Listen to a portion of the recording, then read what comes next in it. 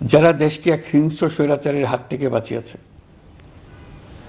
কৃতজ্ঞ চিত্তে স্মরণ করছি আপনাদের ভাই বোনদের, আপনাদের সন্তানদের যারা এই বিপ্লবে অংশগ্রহণ করেছে।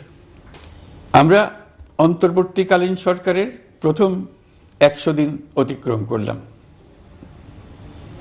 আপনারা জানেন কি কঠিন এক পরিস্থিতিতে আমাদের দায়িত্ব গ্রহণ করতে হয়েছে। ছাত্র শ্রমিক জনতার অভূতপূর্ব গণ অভ্যুত্থানের পর ফ্যাসিস্ট সরকার প্রধান পালিয়ে গেলে দেশ সরকার শূন্য হয় সাময়িকভাবে। পুলিশ প্রশাসন এ সময় সম্পূর্ণ নিষ্ক্রিয় হয়ে পড়লে উদ্বেগজনক এক পরিস্থিতির সৃষ্টি হয়। স্বৈরশাসনে বিপর্যস্ত এই দেশকে আমাদের সবাইকে মিলে পুনর্গঠন করতে হচ্ছে। July August